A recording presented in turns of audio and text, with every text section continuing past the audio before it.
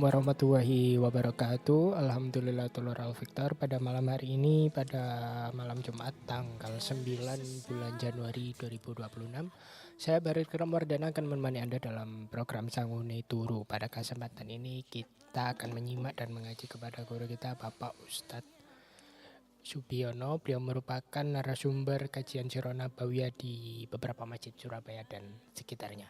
Baik dulur, mari kita sapa beliau. Assalamualaikum Ustadz. Waalaikumsalam warahmatullahi wabarakatuh. Gimana kabarnya Ustadz? Alhamdulillah, luar biasa, sangat sehat dan sangat baik. Alhamdulillah. Ya Ustadz, untuk kali ini tentang apa Ustadz?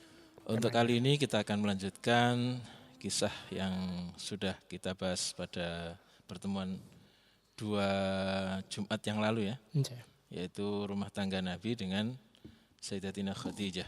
Nah, kali ini kita akan membahas tentang uzlahnya Nabi atau menyendiri atau menyepi ke Gua Hira. Berarti ini sudah dekat dengan kenabian Mas Barid.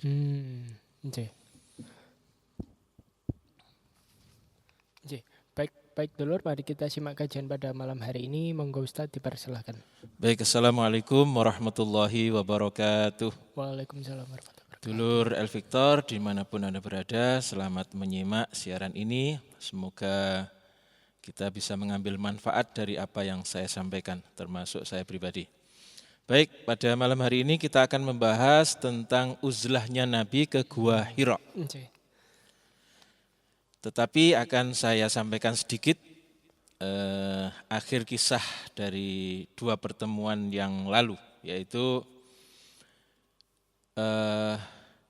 penduduk Mekah, terutama pemimpin-pemimpinnya, ketua-ketua kabilah ini dengan sukarela mengikuti perintah Nabi. Apa perintahnya kemarin? Yaitu memegang tepi-tepi dari kain yang dibentangkan oleh Nabi kita Muhammad SAW. Jadi ini masalah pertikaian untuk meletakkan Hajar Aswad kemarin Mas Barid. Oh iya. Ya masih ingat kan? Nah, setelah itu Nabi datang karena disepakati bahwa yang bisa memutuskan perkara ini adalah orang yang pertama kali memasuki masjid. Ternyata setelah dilihat-lihat, ternyata yang datang adalah Nabi. Maka mereka semuanya sepakat dan rela bahwa keputusannya diambil oleh Al-Amin atau orang yang dapat dipercaya itu. Nah, setelah itu kemudian Nabi membentangkan sorban kalau sekarang gitu.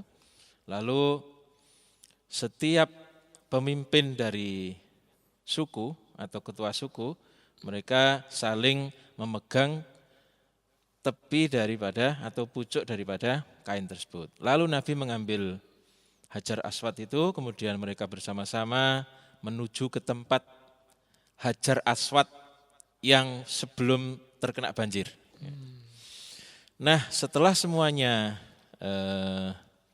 sampai ke tempat Hajar Aswad, kemudian Nabi yang mengambil Hajar Aswad itu dikembalikan ke tempat semula. Berarti ini sesuatu yang menggembirakan Mas Bari. Sebab sebelumnya hampir saja terjadi pertikaian bahkan peperangan. Tetapi karena kebijakan daripada Nabi Muhammad SAW, walaupun belum diutus menjadi Rasul, mereka akhirnya kemudian bisa bergandengan tangan lagi atau hidup damai lagi. Masya Allah. Nah, mereka kemudian merasa lega dengan apa yang disampaikan atau yang diputuskan oleh Nabi ini. Lalu Al-Amin atau Nabi Muhammad SAW ini bergegas pulang Mas Barid. Nah, disitulah beliau mendapati istrinya yaitu Khadijah binti Khuwailid ini dalam suasana hampir melahirkan. Anak yang ke-5. Putri yang ke-4. Anak yang ke-5 tapi putri yang ke-4. Nah, begitu tahu istrinya mau melahirkan, nama istri melahirkan untuk kesakitan dan lain, beliau kembali lagi ke Ka'bah. Terus berdoa supaya lancar dan segera lahir. Masya Allah. Maka ketika beliau kembali ke rumah, anak yang kelima ini alhamdulillah sudah lahir Mas Farid. Yaitu Sayyidatina Fatimah. Sayyidatina Fatimah. Masya Allah. Jadi berita gembira disusul dengan berita gembira yang lain. Mencegah pertikaian itu berita gembira bagi penduduk Mekah. Dan berita gembira itu bagi Nabi disusul dengan berita gembira yang lainnya, yaitu kelahiran daripada Fatimah, putrinya Fatimah, Masya Allah. Nah, para Durul Efektor dimanapun Anda berada, Nabi SAW dan Sayyidatina Khadijah menikmati hidup rumah tangga dengan penuh kebahagiaan. Tetapi ada yang kurang. Sebab Nabi Muhammad bukanlah orang yang gampang dipuaskan dengan kenikmatan-kenikmatan material maupun finansial. Jadi beliau merasa ada yang kurang. Beliau gelisah atas apa yang beliau lihat di Mekah. Jadi keadaan penduduk Mekah ini sangat jauh daripada kehidupan spiritual. Menyembah berhala, mengorbankan anak yang wanita. Masya Allah. Jadi beliau gelisah atas keadaan penduduk Mekah yang sudah sangat jauh dengan kehidupan spiritual. Beliau terus merenung dan mencoba menjelajahi dunia spiritual. Dan selalu berpikir tentang penciptaan alam semesta. Jadi sebelumnya jarang Mas Farid orang yang mikir-mikir itu kenapa ada alam dan seterusnya. Itu jarang.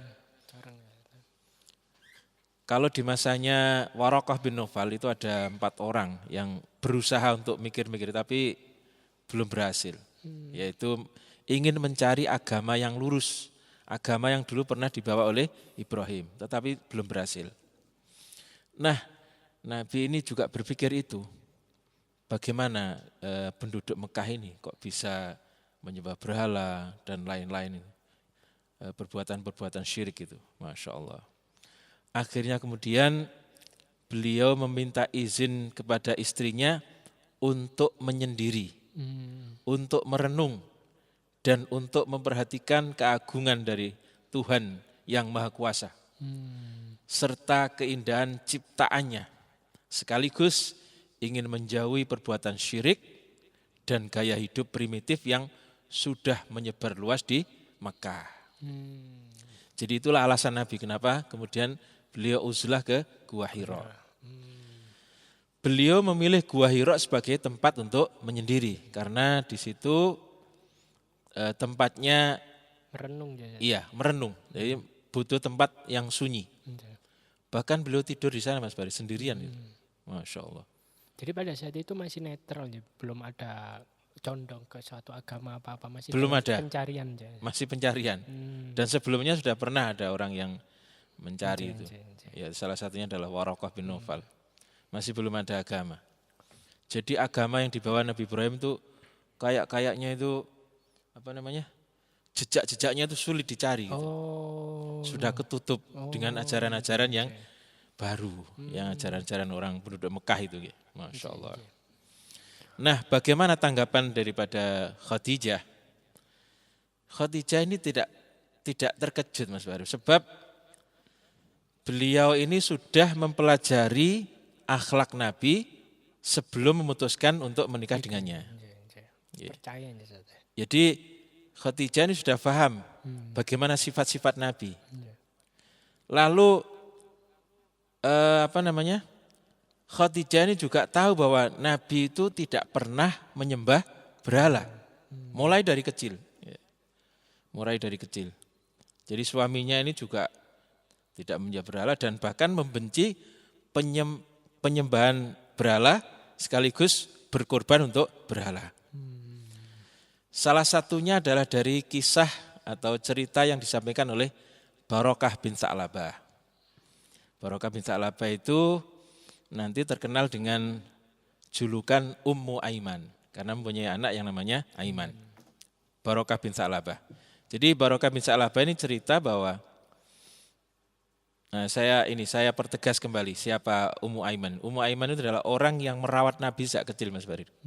Yang ikut ke Madinah dulu waktu ziarah ke makam ayahnya, kemudian pulang kembali ke Madinah ya dengan Barokah bin Sa'labah ini atau Ummu Aiman. Nah, Ummu Aiman ini menyampaikan kepada Sayyidatina Khadijah bahwa sejak masih kecil betapa paman-paman Muhammad itu selalu mengajak Nabi untuk ikut merayakan perayaan-perayaan penyembahan berhala yang diselenggarakan tiap tahun. Jadi 1 tahun berapa kali itu? Itu secara bersamaan, belum lagi secara individu. Tetapi Muhammad kecil tidak pernah terpengaruh. Bahkan penolakan itu sudah dilakukan Nabi sejak beliau masih kecil. Jadi sejak beliau diasuh oleh pamannya Abu Thalib itu, beliau ketika diajak untuk upacara penyembahan berhala, beliau selalu menolak. Tetapi Mas Barir, suatu saatnya Abu Thalib ini mengajak Muhammad kecil. Ini kisah atau cerita yang disampaikan oleh Ummu Aiman. Pamannya mengajak Nabi untuk mengikuti perayaan tahunan. Seperti biasanya Nabi menolak. Karena sudah ditolak berulang-ulang, pamannya ini marah, Mas Barir. Semua paman dan bibinya marah. Jadi kalau pamannya ada Abu Thalib, ada Abu Lahab, kemudian ada Hamzah, masih 4 itu masih hidup itu. Yang satunya siapa itu? Abbas, ya, namanya Abbas. Ini dipaksa akhirnya. Karena dipaksa dan paman bibinya ini semuanya kelihatan marah, akhirnya Nabi mengalah dan bersedia keluar dengan paman-pamannya. Tetapi Allah menjaga beliau dari perbuatan itu, Mas Barir. Begitu sampai di tempat perayaan, tiba-tiba Nabi ini menghilang. Tidak tahu nih, kemana ini, menghilang. Nah, setelah seluruh rangkaian acara penyembahan berhala itu selesai, beliau baru kembali dengan wajah penuh ketakutan. Sambil kalau bahasa Jawa itu ndepipis gitu. Penuh ketakutan. Nah, setelah kesadarannya pulih, pamannya bertanya, "Ya Muhammad, wahai Muhammad, dari mana saja engkau ini? Dan apa yang membuatmu ketakutan?" Lalu beliau menjawab, "Setiap kali aku mendekati berhala itu,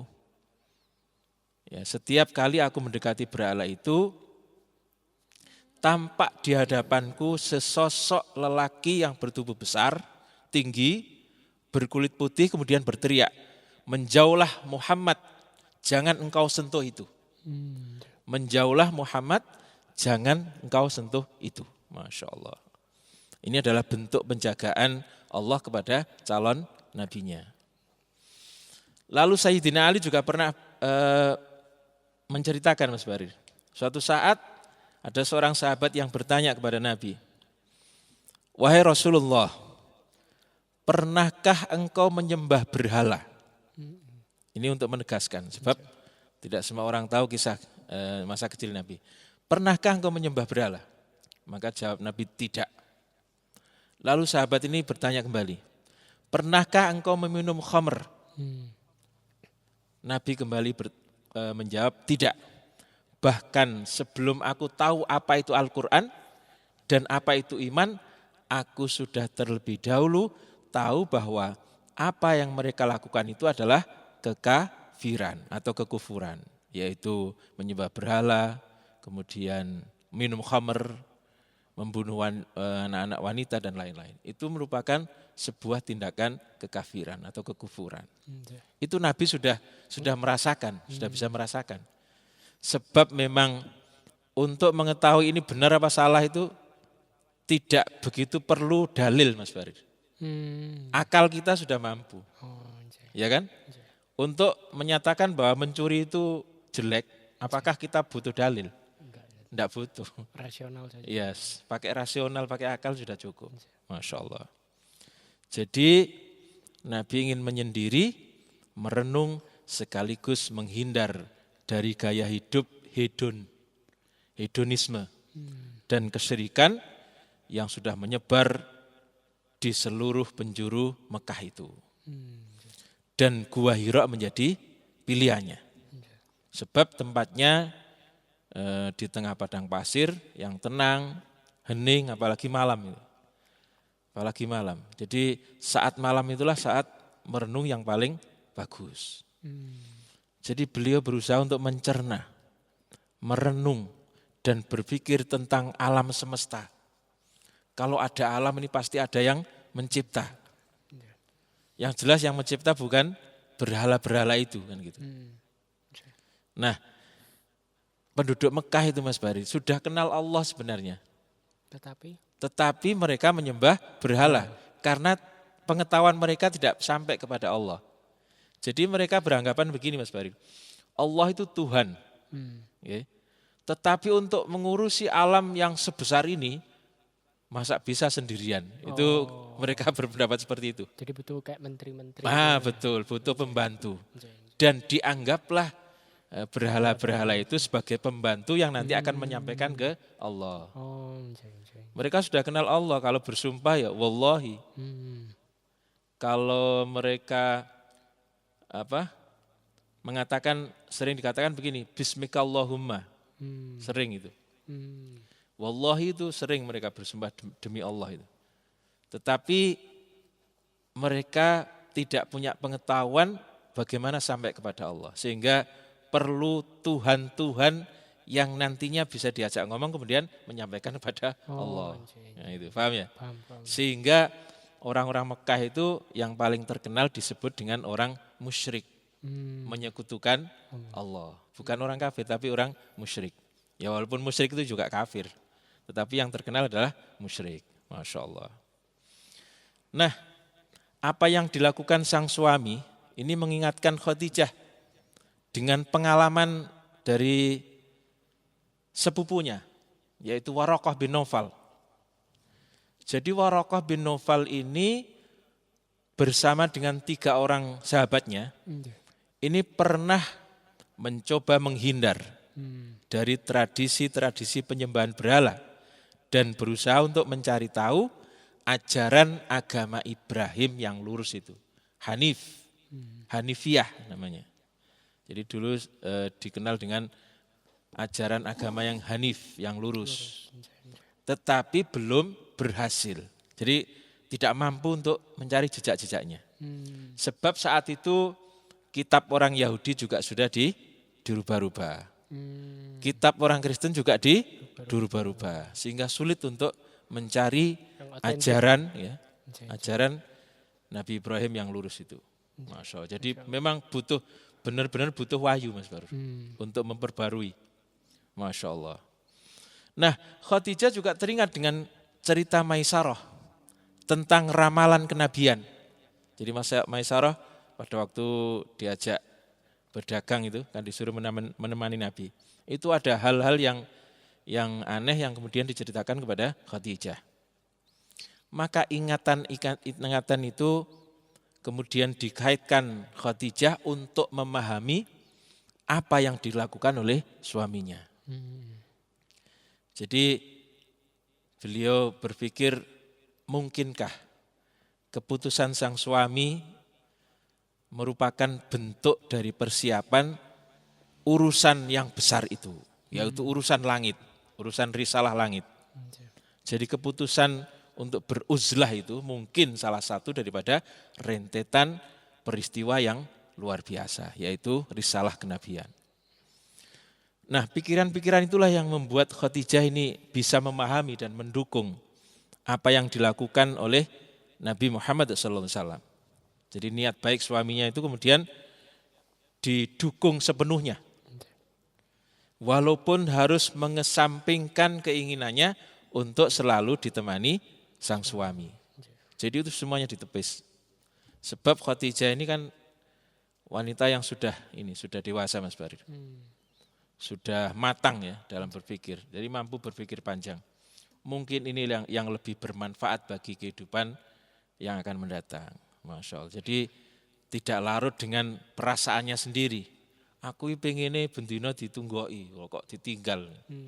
Tidak begitu, tetapi beliau merelakan Nabi beruzlah. Nabi beruzlah ke gua yang namanya Gua Hira. Dan beliau juga berkeyakinan bahwa kekuatan itulah yang mampu melindungi dan menghindarkan sang suami. Jadi kekuatan spiritual itu yang dari kecil sudah dihalang-halangi ketika mau mendekati berhala. Kekuatan itulah yang beliau berkeyakinan bahwa kekuatan itu melindungi dan menghindarkan sang suami dari perbuatan tercela dan tradisi-tradisi buruk yang sudah menyebar di seluruh Mekah. Masya Allah. Jadi Khadijah meyakini bahwa kekuatan spiritual yang telah membimbing sang suami tidak akan menipunya. Pasti suaminya selamat. Nah, yang namanya di luar Mas Barir. Bisa saja kemudian didatangi oleh hewan buas. Harimau dan lain-lain misalnya, kan bisa saja. Tetapi Khadijah dengan penuh keyakinan mantap bahwa suaminya pasti akan selamat. Masya Allah. Oleh karena itulah kemudian Khadijah menyiapkan perbekalan yang dibutuhkan oleh suaminya selama melakukan uzlah ke Gua Hira. Maka setelah semuanya dirasa cukup, siap, Nabi kemudian berangkat ke Gua Hira sendirian dengan membawa bekal.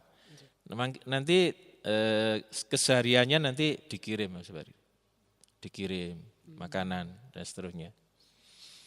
Nah, sebelum pulang menuju ke Ka'bah, jadi selama di Gua Hira itu Mas Bari kira-kira 1 bulanan lah di awal itu.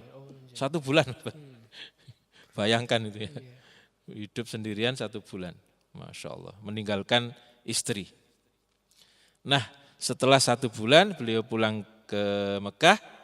Yang sebelumnya pasti seluruh penduduk Mekah kalau masuk ke Mekah dari luar, itu pasti yang dituju adalah apa Mas Barir? Ka'bah. Ya, Ka'bah tawaf. Jadi tawaf itu walaupun orang musyrik juga tawaf, orang Islam juga tawaf. Cuma caranya yang berbeda. Masya Allah. Nah setelah tawaf itu kemudian beliau baru pulang ke rumah. Masya Allah. Jadi kerinduan sudah memuncak. Khadijah menyambut dengan sukacita. Masya Allah. 1 bulan ini rasanya luar biasa. Ditinggalkan oleh suami tercinta. Nah Mas Barir, ada kejadian yang perlu kita sampaikan juga. Beberapa saat sebelum kedatangan Nabi, Khadijah ini didatangi tamu istimewa. Siapa itu? Yaitu orang yang dulu pernah menyusui Nabi. Siapa? Siapa itu? Yang Halimatus Sa'diyah. Ya, Halimatus Sa'diyah. Namanya adalah Halimah binti Abi Du'aib As-Sa'diyah. Yang kemudian lebih dikenal dengan Halimatus Sa'diyah. Khadijah ini menyambut tamunya dengan penuh penghormatan sebab dia tahu bahwa orang inilah yang dulu menyusui suaminya. Masya Allah. Lalu alangkah kagetnya ketika Nabi masuk ke rumahnya, ternyata dia melihat seorang wanita dan beliau masih sedikit mengenalinya wajahnya. Masih sedikit bisa mengenali wajah itu. Yaitu Halimatus Sa'diyah ini. Masya Allah. Jadi tiba-tiba masuk, ketemu wanita yang dulu pernah menyusuinya di dalam rumahnya. Maka Halimah pun terharu melihat anak susuannya itu kini sudah dewasa. Dengan wajah yang tampan dan berwibawa. Sudah berapa tahun itu enggak ketemu itu? Ini Nabi kira-kira umurnya 35 sampai 38 tahun. Berarti sekitar Nabi dikembalikan itu umur 3 tahun Mas Bari, kembalikan ke Mekah itu. Jadi kira-kira ya 35 tahunan gak ketemu. Masya Allah. Mereka kemudian berpelukan dengan penuh haru dan kebahagiaan. Bayangkan 35 tahun gak ketemu. Lalu tiba-tiba ketemu. Masya Allah, bisa dibayangkan.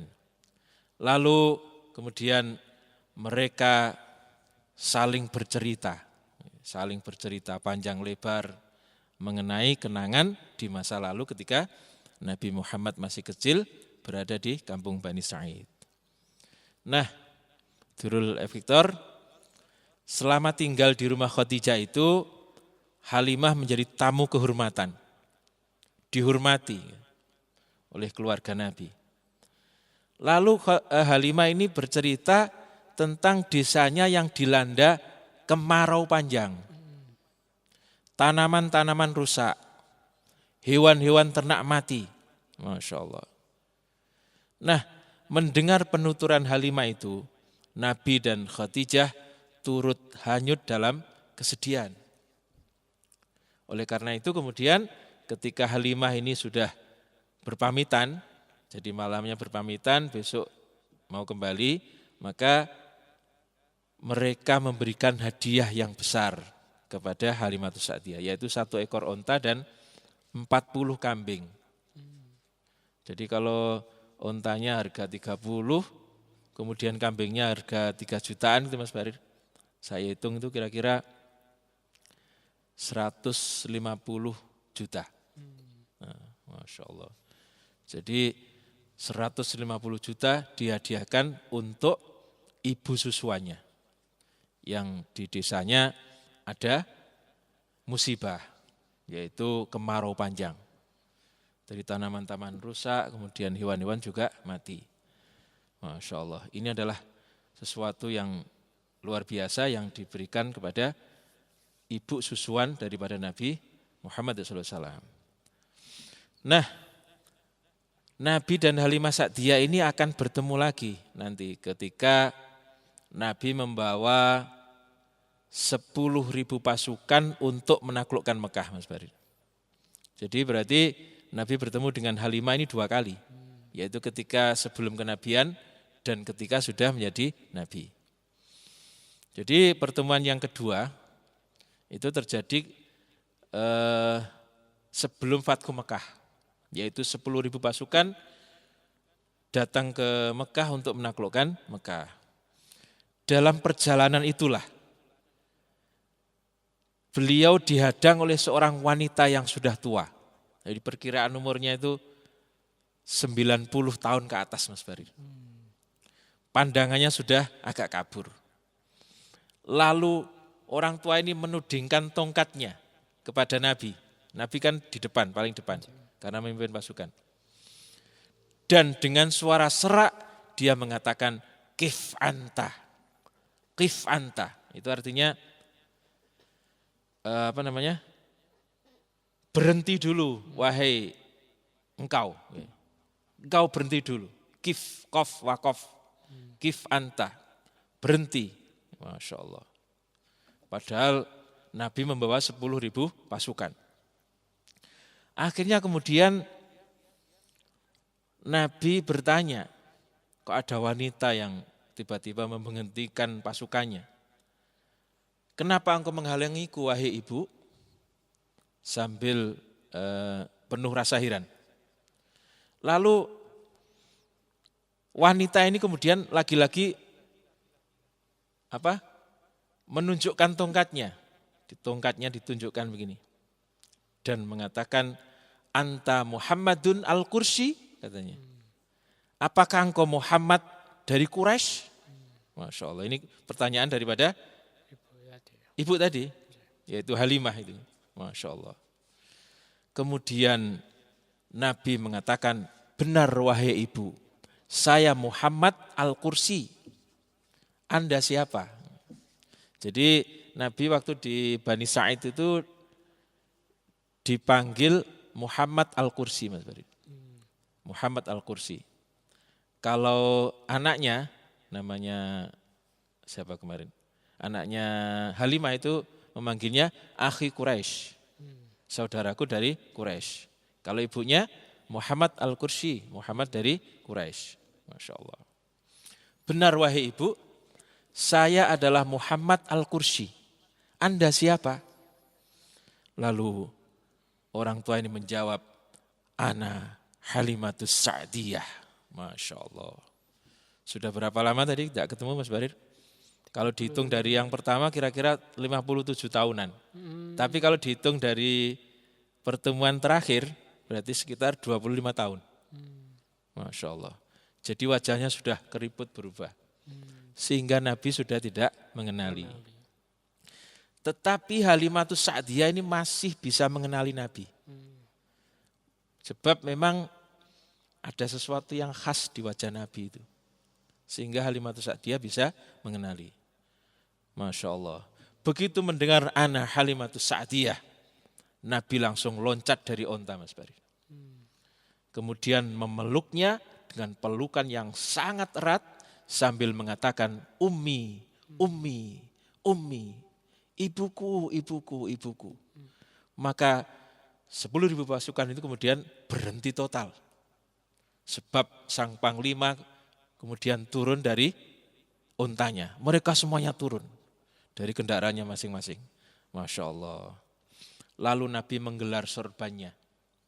Kemudian mendudukkan ibu susuannya itu. Lalu dikecup keningnya, dicium tangannya, lalu mengatakan, ibu, ibu, maukah engkau berislam?